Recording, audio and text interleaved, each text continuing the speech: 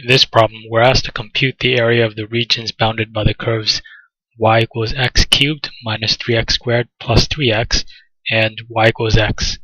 So we start by graphing these two curves in the plane. After drawing the two curves, we see that the first curve, y equals x cubed minus 3x squared plus 3x, is the brown curve here, and the second curve, y equals x, is the blue line here. So we want to compute the shaded region in between these two curves. So we actually notice that the two curves intersect in the middle here, and so there are actually two separate regions.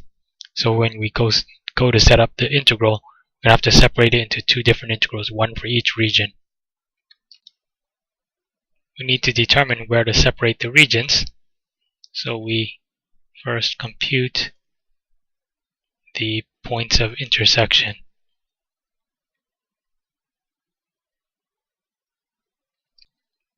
In the bottom left corner here, we set the two equations equal to each other, and now we have to solve for x.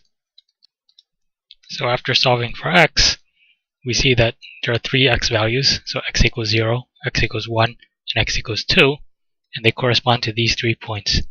So x equals 0 is the left endpoint here, x equals 1 is the point in the middle, and x equals 2 is the right endpoint.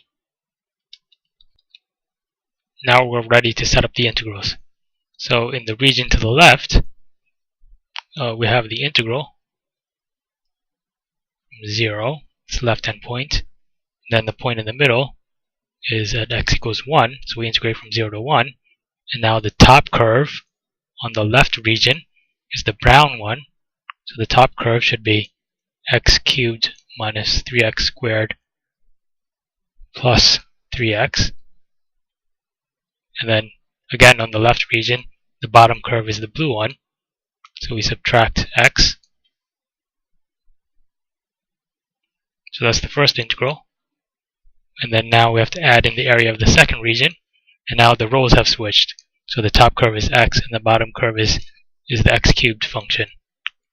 So the second integral should go from 1 to 2. It should be x minus x cubed minus 3x squared plus 3x. So now we have to evaluate these two integrals. In the second line, we've simplified the integrand in each case to here and here. So you notice that in the second integral, we have minus x cubed, and then minus a negative 3x squared, so it becomes plus 3x squared. And then x minus 3x is minus 2x. In the third line here, we found the antiderivative for each part. So now all that's left is to evaluate each antiderivative at the two endpoints.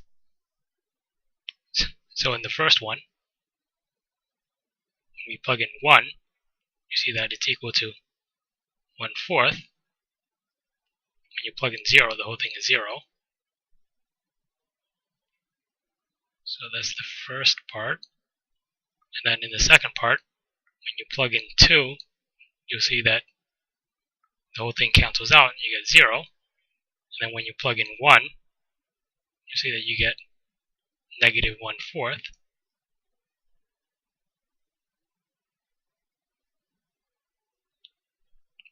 And so again, you have to subtract the 2, so it's minus a negative 1/4.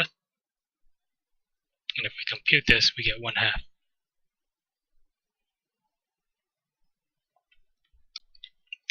Actually, if you look at the graph at the two regions here, you can see that the two regions are symmetrical. And that's the reason why these two values are exactly the same.